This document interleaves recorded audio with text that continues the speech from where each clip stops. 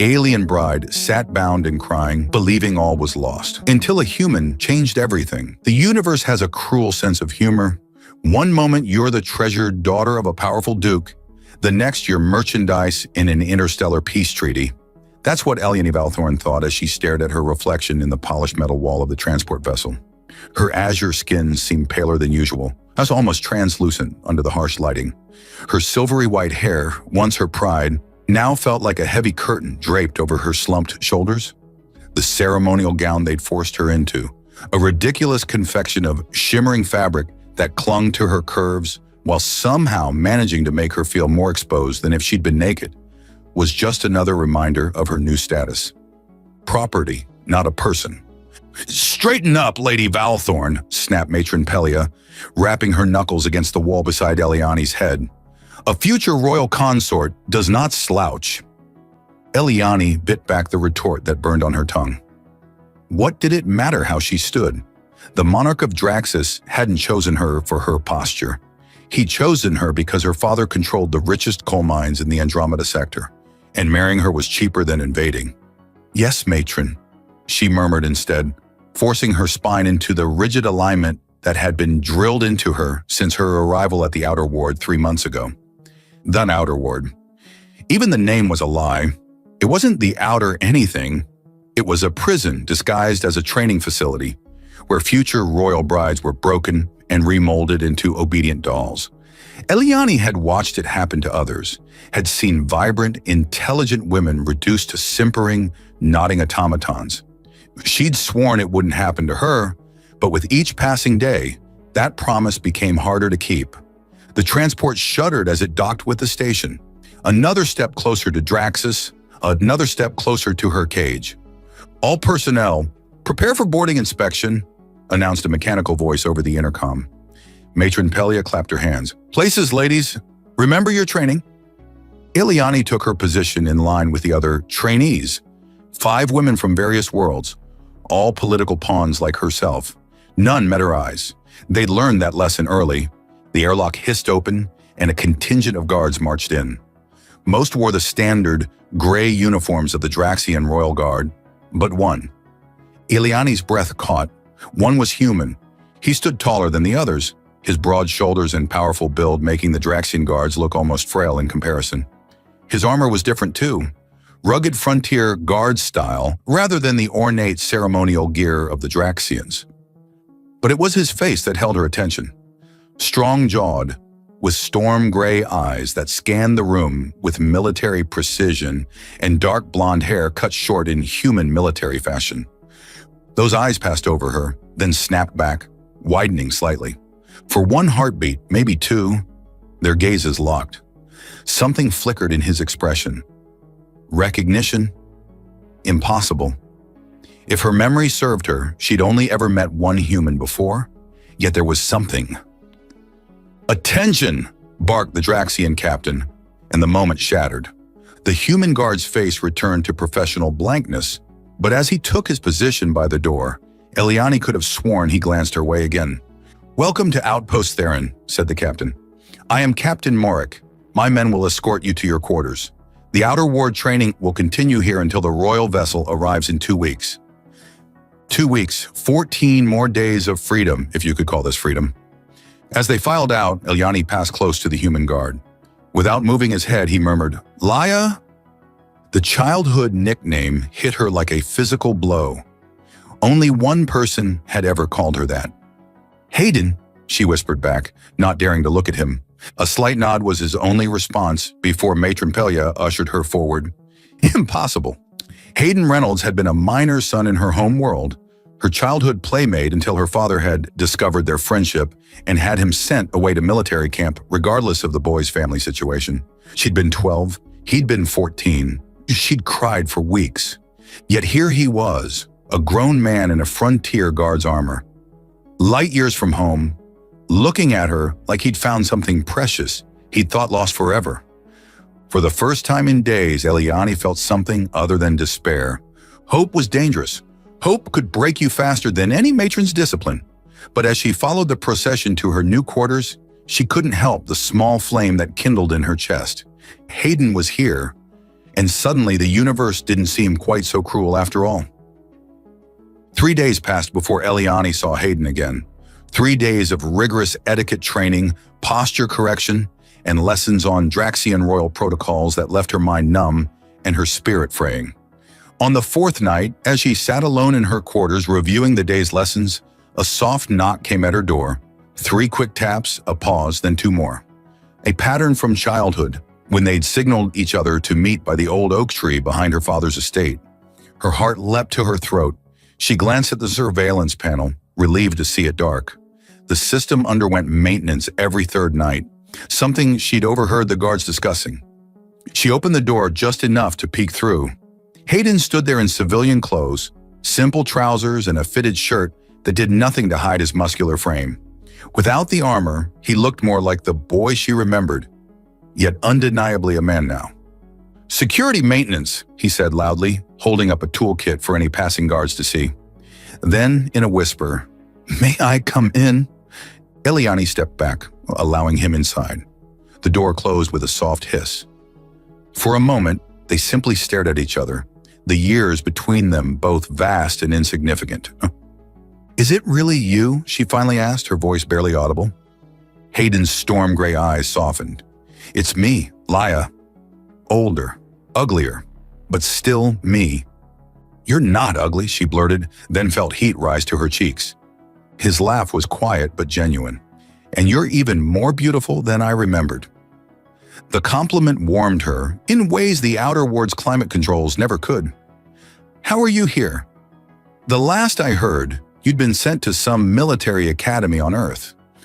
"I was," he confirmed, setting down his toolkit and taking a cautious step closer. "Turns out I had a knack for it. Frontier Guard specialization. When I graduated, I requested an assignment to the Andromeda sector." His expression grew serious. "I never forgot you, Laya.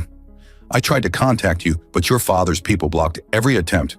"He never told me," she said, though she wasn't surprised. Duke Valthorn had made his disapproval of their friendship abundantly clear. "When I heard about your arrangement with Draxus, I pulled every string I could to get assigned to this security detail." His jaw tightened. "I couldn't let you face this alone." Eliani's eyes stung with unshed tears. "You crossed half the galaxy for me?" "I would have crossed all of it." The simple declaration broke something inside her. A wall she'd built to protect herself from hope, from feeling. She moved toward him, and he met her halfway, strong arms enfolding her in an embrace that felt like coming home. "I missed you," she whispered against his chest, inhaling his scent. Earthy and distinctly human, so different from the sterile perfection of Draxian males. "I missed you too." His voice rumbled through her, his hand coming up to stroke her silvery hair. "Every day." When they pulled apart, something had changed between them. The childhood friendship was still there, but layered with something new, an awareness of each other as man and woman. "We don't have much time," Hayden said reluctantly. "Security systems will be back online in an hour. Then we shouldn't waste it." Eliani took his hand, guiding him to sit beside her on the edge of her bed. "Tell me everything. How did you end up here? What happened after you left?" As Hayden spoke of his years at the academy, his rise through the ranks, Eliani found herself watching his lips, the way his hands moved as he talked. She'd never noticed as a child how expressive his face was, how his eyes crinkled at the corners when he smiled. "Your turn," he said eventually. "What happened to the girl who could outrun every boy in the settlement and climb trees faster than a Terran squirrel?" "She grew up," Eliani sighed, "became what her father wanted, the perfect bargaining chip." Hayden's hand found hers, fingers intertwining. "Not perfect," he said softly, "just perfect to me." The air between them seemed to thicken, charged with unspoken feelings. Eliani was acutely aware of his thumb tracing circles on her palm, sending shivers up her arm. "Hayden," she breathed, not sure what she was asking for. He understood anyway. Slowly giving her every chance to pull away, he leaned forward until his lips met hers. The kiss was gentle at first, a question more than a demand. But when she responded, pressing closer, it deepened into something hungry and desperate. His hands framed her face with surprising tenderness, even as his mouth claimed hers with growing passion. Eliani had been kissed before. Awkward, fumbling encounters with sons of her father's allies. Political matches that never sparked. Nothing had prepared her for this rush of heat, this feeling of rightness. When they finally broke apart, both breathing hard, Hayden rested his forehead against hers. "I've wanted to do that since I was 14, he admitted. "Why didn't you?" she asked, her fingers tracing the strong line of his jaw. "Because I was a coward." His smile was rueful. "And because your father would have had me shot." "He still might," she reminded him, though she couldn't bring herself to care about the danger. Hayden's expression grew serious. "Laia, I didn't just come here to see you again. I came to get you out." Hope flared, bright and dangerous. "That's impossible. The security—" "Nothing's impossible for humans when we set our minds to it," he said with quiet confidence. "But I need time to plan, and we need to be careful, if they suspect anything." The unspoken threat hung between them. The Draxians were not known for their mercy. "When can you come back?" she asked. 3 days, same time." He glanced at the chronometer on the wall. "I need to go. The systems will be back online soon." And Eliani nodded, though everything in her rebelled at the thought of him leaving. 3 days. He stood, reluctant in every line of his body. Then, as if unable to help himself, he pulled her to him for one more kiss. Deeper, more urgent than before. "I will get you out of here," he promised, against her lips. "Trust me." And despite everything, the impossibility of escape, the consequences of failure, Eliani found that she did. Eliani slipped back into her quarters, her lips still tingling from Hayden's goodbye kiss. 3 days until she would see him again. 3 days to maintain the facade of the obedient bride in training, while her heart raced with newfound hope. She had barely closed the door when a soft voice spoke from the shadows.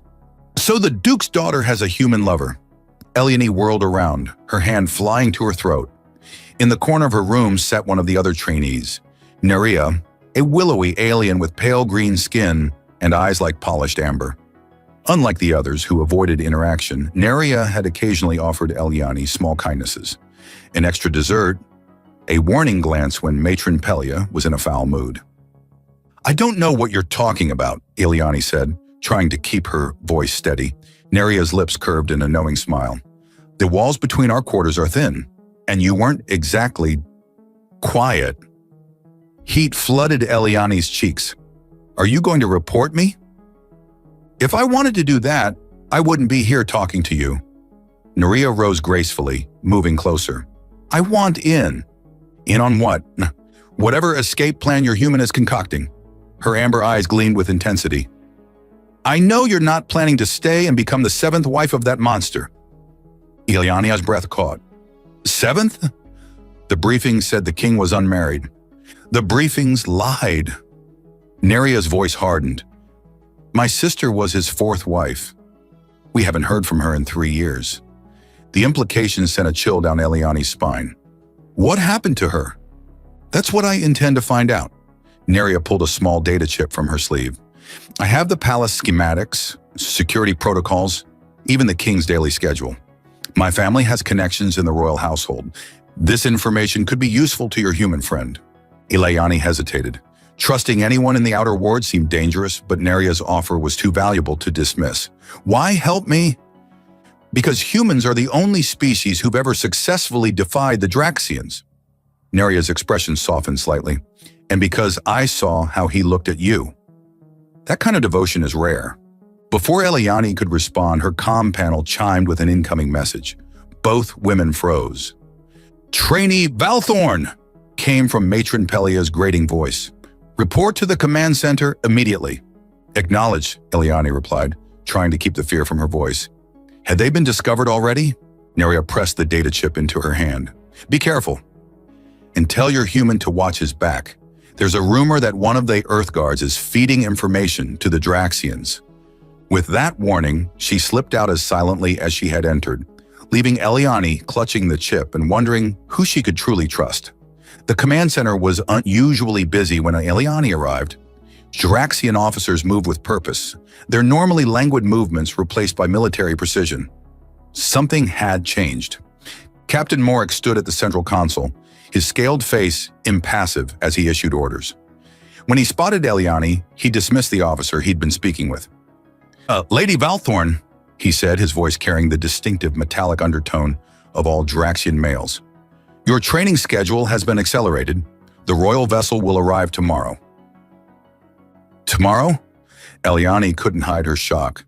But you said 2 weeks. Plans change. His reptilian eyes revealed nothing. You will be presented to His Majesty immediately upon his arrival. The union ceremony will take place aboard his vessel. The room seemed to tilt beneath her feet. Tomorrow. No time for Hayden's escape plan. No time for anything. Is there a problem, Lady Valthorn? Morik asked, a dangerous edge to his voice. No, Captain, she managed. I'm simply overwhelmed by the honor. Indeed. He studied her for a moment longer. You are dismissed. Return to your quarters and prepare yourself. The matron will provide appropriate attire. Eliani bowed her head in the Draxian manner and backed away, her mind racing. She had to find Hayden, had to warn him. As she turned to leave, she nearly collided with a human guard entering the command center. Not Hayden, but another Earthman. Lieutenant Keller, if she remembered correctly. His cold blue eyes flickered over her with disinterest before he approached Captain Morik. Sir, the security sweep is complete, he reported. No anomalies detected. Excellent, Lieutenant, Morik nodded. And the matter we discussed, being handled as we speak, sir. A chill ran down Eliani's spine. Neria's warning echoed in her mind. One of the Earth Guards was feeding information to the Draxians. Could it be Keller? She hurried back to her quarters, clutching Neria's data chip like a lifeline. She had to find a way to contact Hayden, to warn him about both the accelerated timeline and the possible traitor. But when she reached her room, she found Hayden already there, his face grim. We have a problem, he said without preamble. I know, the king arrives tomorrow. Surprise flashed across his features. How did you? I was just summoned to the command center. She pressed the data chip into his hand. And I have an ally. One of the other brides. She gave me this. Palace schematics. Security protocols. Hayden's eyebrows rose. Can she be trusted? I think so. She also warned me that one of the human guards is working with the Draxians. Keller, Hayden confirmed grimly. I caught him accessing my personal files. When I confronted him, he admitted he's been reporting to Morik. He knows about us, Laia. Fear clutched at her heart. Then why aren't we already in custody?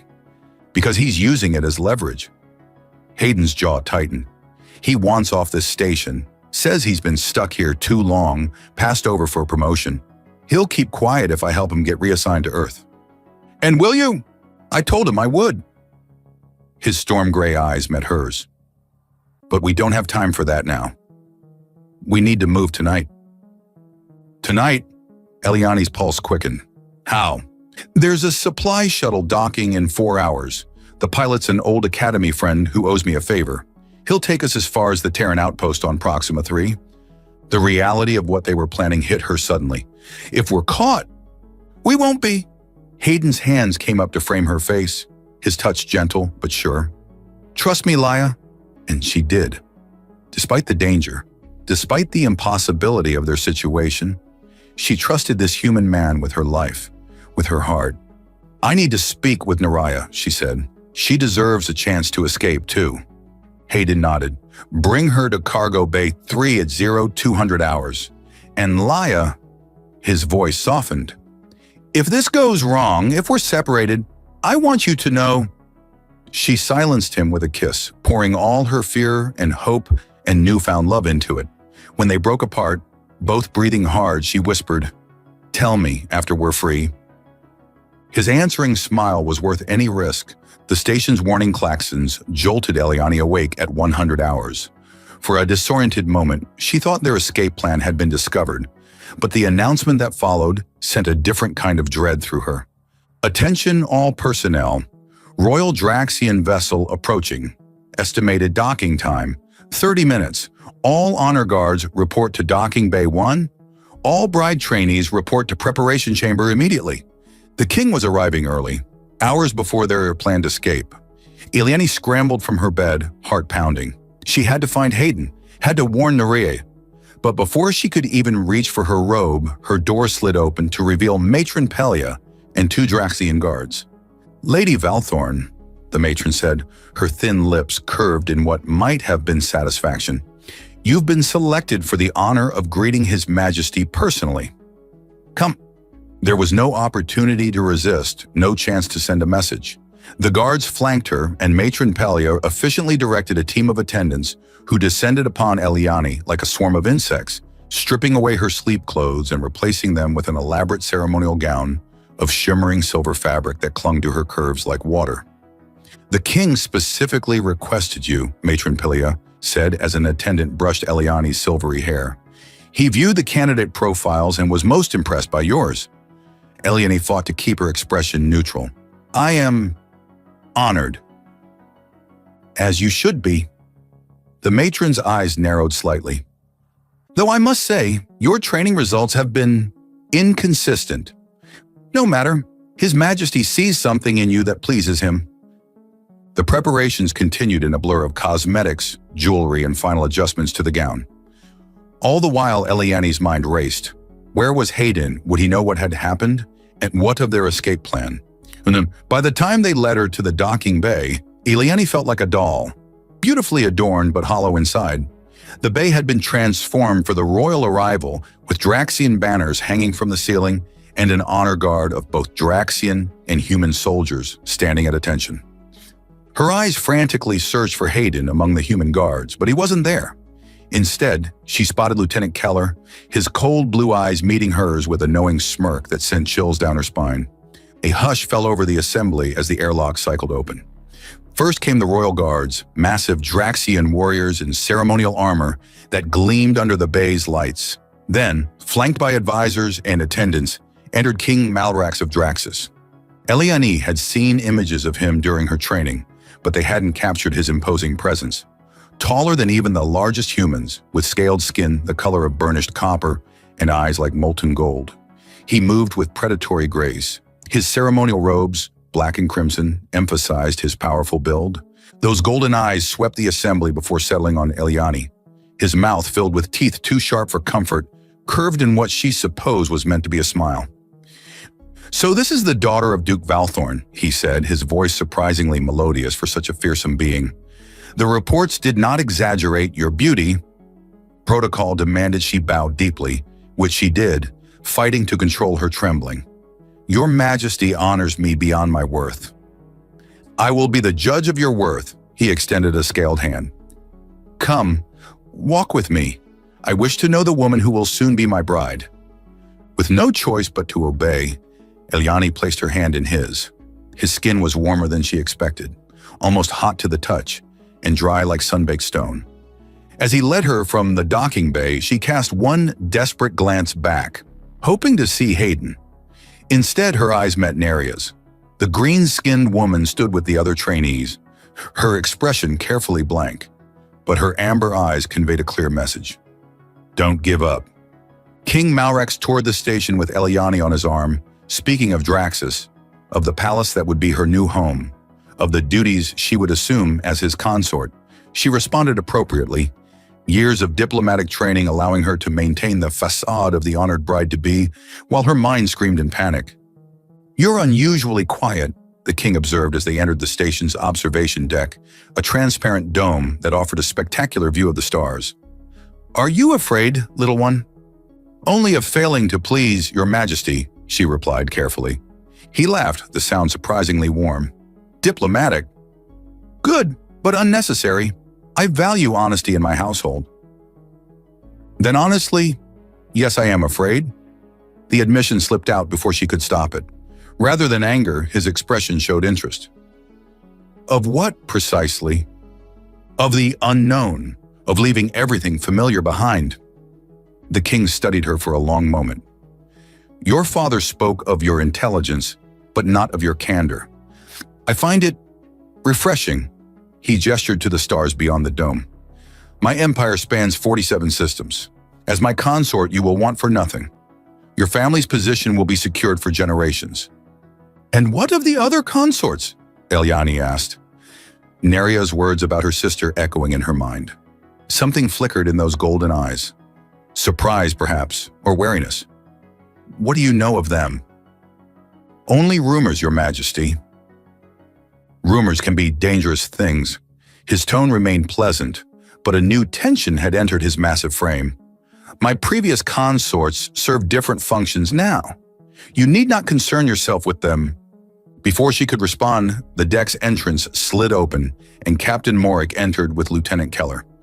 Your Majesty, Morik said with a deep bow, forgive the interruption, but there is a security matter requiring your attention. The king's eyes narrowed. Speak? Perhaps in private, sire, Morik suggested with a pointed look at Eliani. Lady Valthorn is to be my consort. She may hear whatever concerns my security, the king said dismissively. Keller stepped forward, his eyes briefly meeting Eliani's with cold triumph. Your Majesty, we have evidence of a plot against you. A human guard named Hayden Reynolds has been conspiring with one of the bride trainees to escape the station. Eliani's blood turned to ice, but years of political training kept her expression neutral. Is that so? The king asked, his tone deceptively mild. And which trainee would that be? We're still investigating, sire, Morik said, but we've detained Reynolds for questioning. They had Hayden. The thought sent panic coursing through her, but she forced herself to remain calm. Interesting, the king mused. And what does this human guard have to say for himself?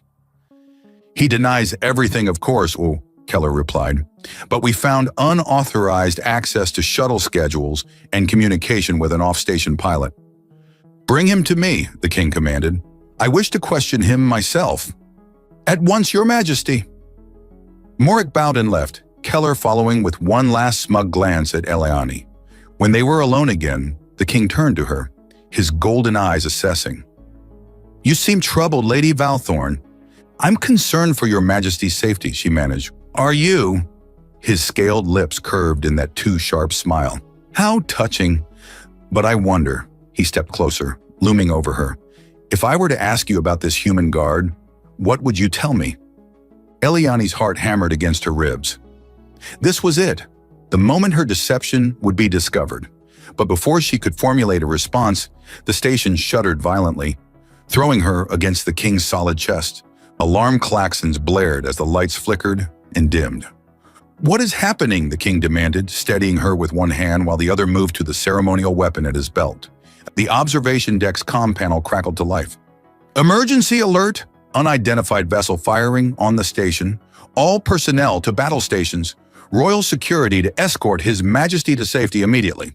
The king's expression darkened with fury. It seems, Lady Valthorn, that our conversation will have to wait. As royal guards burst onto the deck to surround their monarch, Eliani could only wonder. Was this disaster or opportunity? Another explosion rocked the station, sending Eliani stumbling against the observation deck's railing. The king's guards closed ranks around him, their scaled bodies forming a living shield.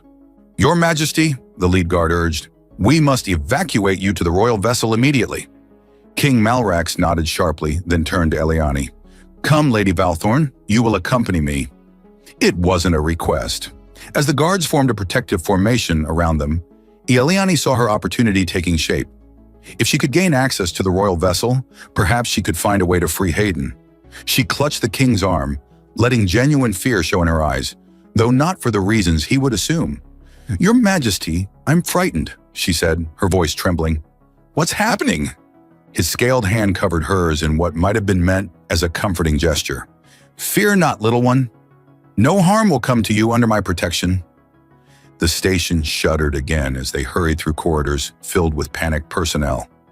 Emergency lighting cast everything in an eerie red glow, and the constant wail of alarms made communication difficult. Through the chaos, Eliani caught glimpses of the other bride trainees being herded toward emergency shelters. She searched for Neria, but couldn't spot her among the frightened faces. They reached a secure docking bay where the royal vessel waited, sleek and predatory, its black hull absorbing light rather than reflecting it. Unlike the utilitarian transport ships Eliani was accustomed to, this craft spoke of luxury and power. As they boarded, Captain Morik intercepted them, his normally composed demeanor showing cracks of concern. Your Majesty, the attacking vessel appears to be of Terran design, though it bears no official markings. The king's golden eyes narrowed. Mercenaries, then, or rebels? Possibly, sire. We've also had a security breach in the detention area. Eliani's heart leapt. Hayden? The human guard? The king asked.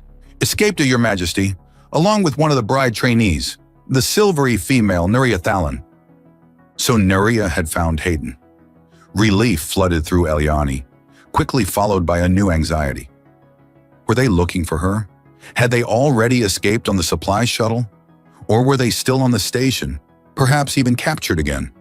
The king's expression darkened. Find them. I want the human alive for questioning. And the silvery female? Morik asked. Her too. She may have valuable information. Something in his tone sent a chill down Eliani's spine. What did the king know about Neria and her missing sister? As the royal guards dispersed to carry out orders, the king guided Eliani deeper into the vessel to what appeared to be private quarters. Unlike the stark, militaristic design of the rest of the ship, this space was luxurious, draped in rich fabrics, furnished with pieces that looked ancient and valuable. You will be safe here, the king said, his golden eyes studying her with unsettling intensity. I must attend to this attack, but I will return shortly. Eliani bowed her head submissively. Thank you for your protection, Your Majesty. He lifted her chin with one scaled finger. You are not what I expected, Lady Valthorn. Most in your position would be hysterical by now. She met his gaze steadily. My father raised me to remain composed in crisis, Your Majesty. Indeed. His lips curved in that too-sharp smile. Rest. We will continue our conversation when I return. The moment the door slid shut behind him, Eliani sprang into action. She had minutes at most before someone came to guard her, or worse, before the king returned. The quarters were spacious but contained few obvious exits. The main door was surely monitored. She ran her hands along the walls, searching for hidden panels or access points. Nothing. Then her eyes fell on a small control panel beside what appeared to be a closet. It wasn't standard Draxian design. It looked older, more complex. She pressed her palm against it, and to her surprise, it illuminated at her touch. The closet door slid open, revealing not storage space but a narrow corridor bathed in dim blue light. Eliani hesitated only briefly before slipping inside. The door closed silently behind her, leaving her in the eerie blue glow. The corridor extended perhaps 20 meters before ending at another door, this one larger, more substantial. As she approached, she noticed the temperature dropping steadily. By the time she reached the end, her breath fogged in the air, and she hugged her thin ceremonial gown around her for warmth. The door had no obvious control panel. Instead, a small screen displayed Draxian text she couldn't read. Below it was a simple scanner. On impulse, she placed her palm against it.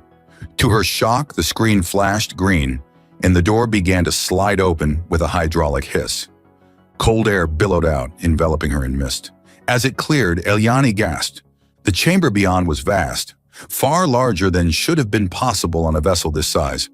Along both walls, stretching into the distance, were transparent pods, and inside each pod was a woman, different species, different ages, all perfectly still, their eyes closed as if in peaceful sleep. The king's previous brides. Eliani stepped forward, drawn by horrified fascination. The nearest pod contained a woman with features similar to Naraya's, the same green skin, though paler, the same elegant bone structure. This had to be her sister. A soft sound behind her made Eliani whirl around, heart pounding. I was wondering when curiosity would lead you here, said King Malrax, standing in the doorway. Sooner than I expected. You continue to surprise me, Lady Valthorn. Eliani backed away, bumping into one of the pods. What is this? What have you done to them? Done? The king stepped into the chamber, the door closing behind him. I've preserved them, protected them, given them purpose. They're people, not specimens. They are my consorts, he corrected, and they serve the Empire in ways you cannot yet understand. By being kept in stasis? Frozen like this? Not stasis. He moved closer, his massive form blocking any path to escape. Something far more sophisticated. Their minds are active, connected. They process information, solve problems too complex for our computers. They dream solutions to challenges that would take our scientists generations to discover. The casual way he described this horror made Eliani's skin crawl. And this is to be my fate as well? Eventually. His golden eyes gleamed in the blue light. But not yet. First, you will give me what I need. And what is that? Information. He circled her slowly like a predator. About your human friend. About how a guard from Earth came to be conspiring with my bride-to-be. Eliani lifted her chin defiantly. I don't know what you're talking about. No? He stopped directly before her. Lieutenant Keller was quite specific in his report. He observed you and the human guard in intimate circumstances. Heat flooded her cheeks, but she held his gaze. Lieutenant Keller is mistaken. I think not. The king's voice remained eerily calm. The human escaped with help. Internal help. The Silvari female couldn't have managed it alone. Then perhaps you should ask her when you recapture them. Oh, I intend to. His scaled lips curved in that terrible smile. But first, I will ask you. And you will answer, Lady Valthorn. One way or another. He reached for her, but at that moment, the ship lurched violently, throwing them both off balance. Alarm klaxons blared, and the blue lighting switched to pulsing red. Your Majesty! Captain Morrick's voice came over the comm system. We're under attack. The Terran vessel has locked onto us. The king snarled something in Draxian that the translator didn't catch. Seal the preservation chamber, he ordered. I'm coming to the bridge. He turned to Eliani, fury evident in every line of his powerful body. We will continue this discussion later, Lady Valthorn. For now, you will remain here with my other brides. Perhaps their company will inspire you to be more forthcoming. With that, he strode from the chamber, the door sealing behind him with a definitive hiss. Eliani was alone, or as alone as one could be in a room full of women trapped in conscious imprisonment. She pressed her hands against the nearest pod, looking into the peaceful face of Neria's sister. I'm sorry, she whispered. I'll find a way to help you. All of you. But first, she needed to find a way out of this chamber, to find Hayden and Neria, if they were even still alive. As if in answer to her unspoken prayer, a section of wall behind the furthest pod slid open, revealing a service tunnel. And emerging from it, his face bruised but his gray eyes burning with determination, was Hayden. Laia, he breathed, relief washing over his features. Thank the stars. She ran to him, throwing herself into his arms with such force that he staggered back. His embrace was solid, warm, real. Everything the cold horror of the preservation chamber was not. How did you find me? She asked against his chest. Neria. He pulled back enough to look at her, his hands framing her face. She's on the bridge, creating a distraction. We don't have much time. Eliani glanced back at the rows of pods. Hayden, these women, they're alive, conscious. We can't leave them. His expression hardened as he took in the chamber. We won't, he promised, but first we need to get you out of here. We need to free them, Eliani insisted, her eyes sweeping over the rows of pods containing the king's previous brides.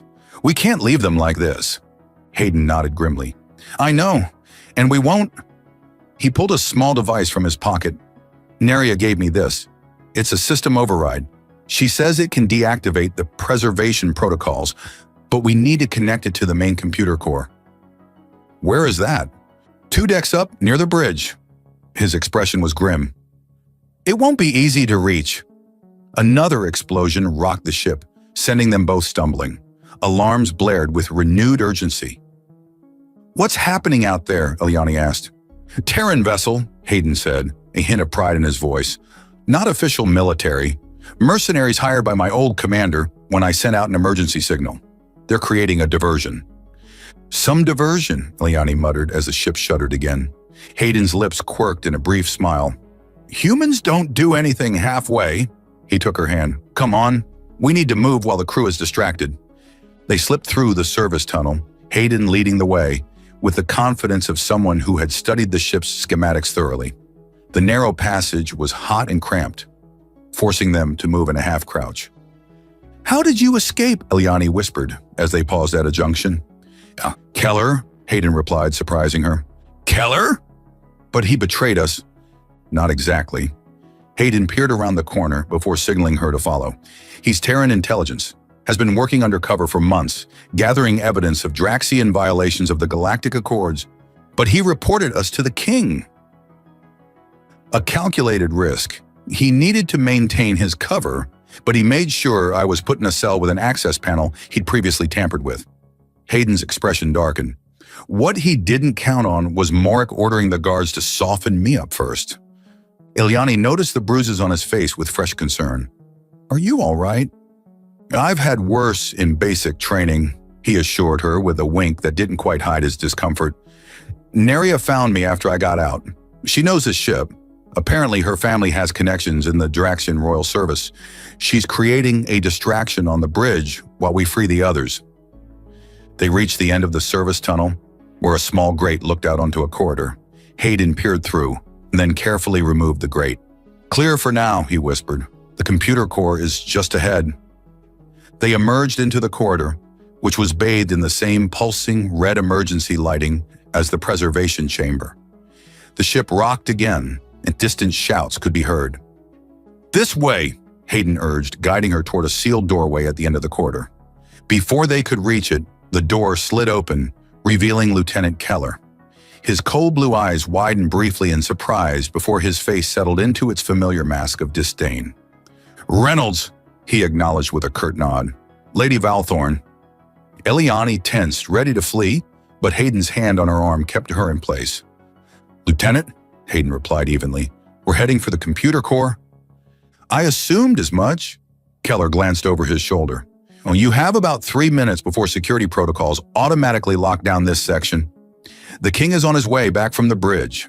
Apparently your Silvari friend wasn't as distracting as she hoped to be." Eliani's heart sank. "They've captured Naraya." "Not yet," Keller said. "She's barricaded herself in the communications room. Clever girl, but it won't last." He stepped aside. "I'll buy you what time I can." "Why help us now?" Eliani demanded, still suspicious. Keller's cold eyes met hers. "Because what's happening on this ship violates every principle the Terran Alliance stands for. Because those women deserve better." His gaze shifted to Hayden. "And because no human leaves another behind." Hayden clasped the lieutenant's shoulder briefly. "Watch your back." "Always do." Keller handed him a small weapon. "You might need this."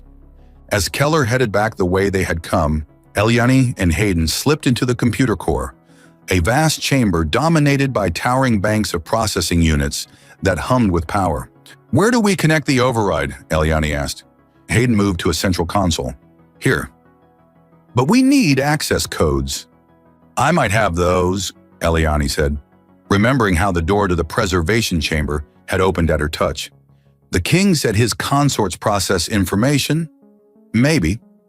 She placed her palm on the console's scanner. For a heart-stopping moment, nothing happened. Then the screen flashed green, and a series of Draxian symbols appeared. "It recognized you as a consort," Hayden said, quickly connecting Naraya's device to the port that had opened. "That's disturbing." "The whole thing is disturbing," Eliani muttered. The device lit up, its small screen displaying a progress bar. "How long will this take?" "Too long," came a melodious voice from the doorway. They spun to find King Malrak standing there, his massive form filling the entrance. Behind him stood Captain Morik and 2 royal guards. "I'm disappointed, Lady Valthorn," the king said, his golden eyes gleaming in the dim light. "I offered you protection, position, power, and you choose to betray me for this human." Eliani lifted her chin defiantly. "You offered me imprisonment. Those women aren't consorts, they're prisoners." "They serve a greater purpose than they ever could in their limited individual life," the king countered. "As will you, once this foolishness is dealt with." His gaze shifted to Hayden, hardening with contempt. "Humans, always interfering where they don't belong. Your species' arrogance knows no bounds." "We call it standing up for what's right," Hayden replied, subtly shifting to place himself between Eliani and the king. Something your people could learn from. The king's scaled lips pulled back in a snarl. Captain, take the human to the detention level. He will be made an example of. As Morik and the guards moved forward, the ship lurched violently, far more severely than before. The lights flickered, then died completely, plunging the chamber into darkness before emergency lighting activated. Your Majesty, a panicked voice came over the comm system. The Terran vessel has breached our hull. They're boarding. The king snarled something in Draxian, then turned to Morik. Secure the bridge. I'll deal with these two myself. As Morik and the guards hurried away, the king advanced on Hayden and Eliani, drawing a ceremonial blade from his belt. It seems I must handle this personally. Hayden raised Keller's weapon, but the king moved with surprising speed for his size, knocking it from Hayden's hand before he could fire. The two grappled, the king's superior strength giving him the advantage.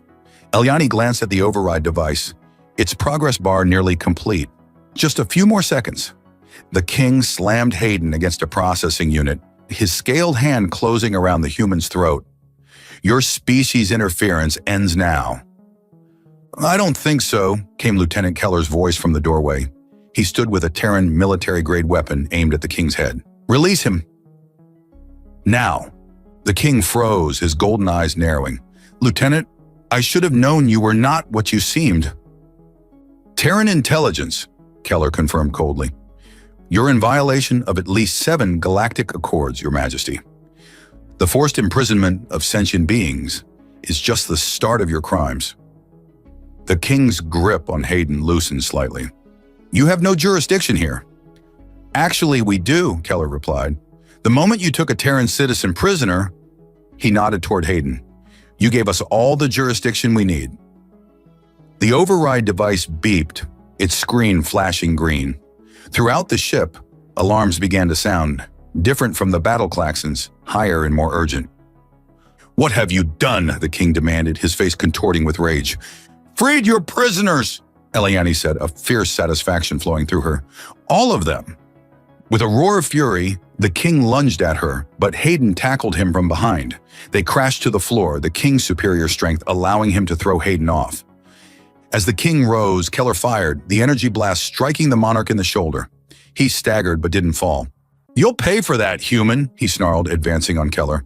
Before he could reach the lieutenant, the ship rocked with another explosion, this one close enough to send them all sprawling. The ceiling above the king buckled, then collapsed, burying him under debris. Hayden scrambled to Eliani's side, pulling her to her feet. Are you hurt? She shook her head, still processing what had happened. The king is the least of our concerns right now, Keller cut in, picking himself up from the floor. This ship is coming apart. We need to get to the escape pods. What about the women? Eliani demanded. The override worked, Hayden assured her, checking the device. The pods are opening, but Keller's right, we need to evacuate. They made their way through corridors filled with smoke and confused Draxian crew members. Twice they had to hide as royal guards ran past. Finally, they reached a bay of escape pods where they found Neria helping dazed women, the former captives, into the small vessels. Eliana! Neria cried when she saw them. You did it! We all did, Eliani replied, embracing her briefly. Is your sister already on a pod? Neria confirmed, tears shining in her amber eyes. Thank you. Keller checked the remaining pods. 3 left. We need to hurry. As they helped the last of the women into pods, a blood-chilling roar echoed down the corridor. They turned to see King Malrax staggering toward them, his magnificent robes torn and bloodied, his golden eyes burning with hatred. You will not take what is mine, he bellowed. Go! Keller shouted, raising his weapon. I'll hold him off. Not alone, Hayden said grimly, picking up a fallen guard's weapon. Eliani's heart lurched. Hayden, no!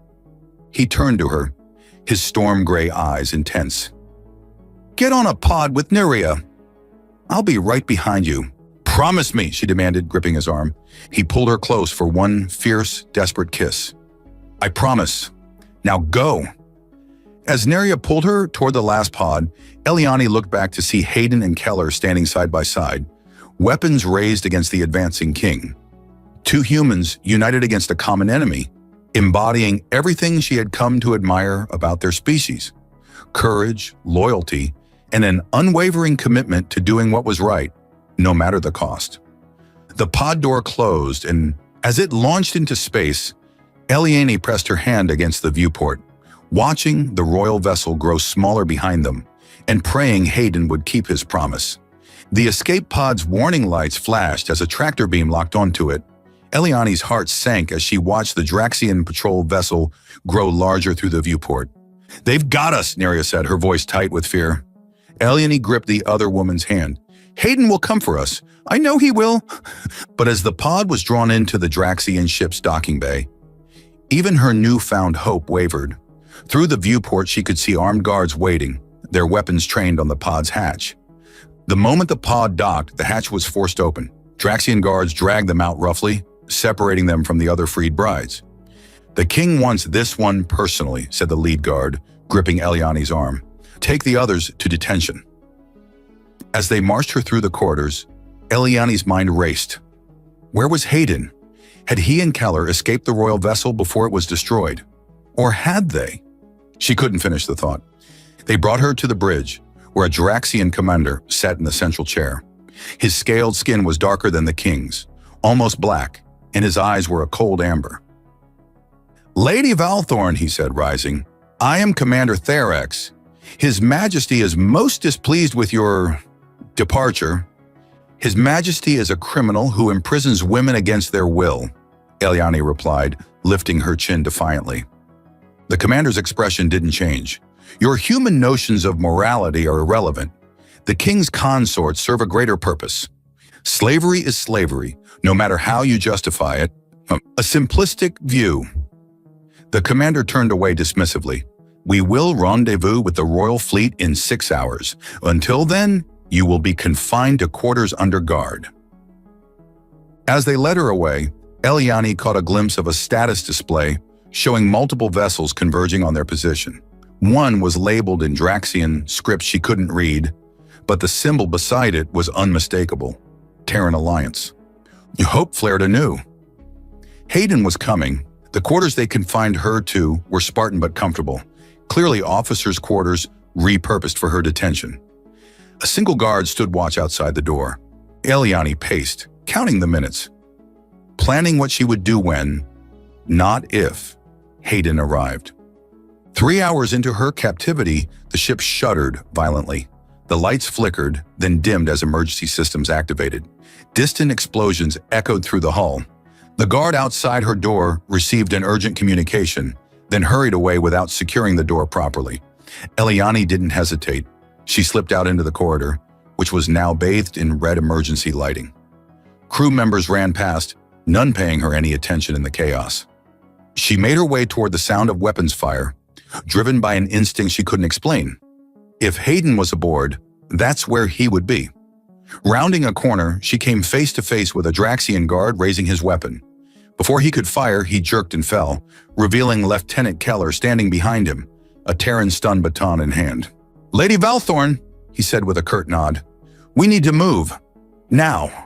"Where's Hayden?" she demanded, leading the main assault team. "This way." Keller led her through service corridors and maintenance shafts, avoiding the main battle. "Hayden insisted on coming for you himself," he explained as they moved. "Pulled every string he had. Half the Terran special forces in this sector are here." "For me?" Eliane couldn't hide her surprise. Keller's usually cold eyes softened slightly. "Not just you. The evidence we gathered on the King's activities was enough to trigger a full Terran intervention. Those women he kept prisoner, some were Terran citizens or allies." They reached a junction where the sounds of battle were louder. Keller checked his weapon. "Stay behind me." They emerged onto a wide corridor where a firefight was in progress. Terran soldiers in advanced combat gear exchanged fire with Draxian guards. And there, in the center of it all, directing the Terran forces with calm authority, was Hayden. He spotted her immediately, his face lighting up with relief and joy. "Laia!" Before he could reach her, a massive figure burst through a side door. King Malarax, his royal armor scorched and dented, but still imposing. He held a Draxian energy weapon that he leveled at Hayden's back. "Hayden, behind you!" Eliani screamed. Hayden turned, but too late to avoid the shot. Eliani didn't think. She moved, throwing herself forward and shoving Hayden aside. The energy blast grazed her shoulder, sending her spinning to the floor. The king roared in fury, advancing on them both. Keller fired, his shots absorbed by the king's armor. Hayden scrambled to Eliani's side. "Laya, are you hurt?" "I'm fine," she gasped, and the pain in her shoulder sharp but bearable. "Stop him." Hayden's face hardened with determination. He grabbed a fallen Draxian weapon and rose to face the king. "You dare stand against me, human?" the king snarled. "You are nothing." "That's where you're wrong," Hayden replied, his voice steady. "Humans don't stand alone." As if on cue, the Terran soldiers formed a line behind him. Weapons trained on the king. Keller moved to Hayden's side, his own weapon ready. The king hesitated, golden eyes darting between them. For the first time, uncertainty crossed his regal features. "It's over, Your Majesty," Hayden said. "Surrender." With a roar of defiance, the king fired wildly. The Terrans returned fire, their combined assault finally penetrating his armor. The mighty monarch of Draxus fell, his golden eyes dimming as he stared at Eliani in disbelief.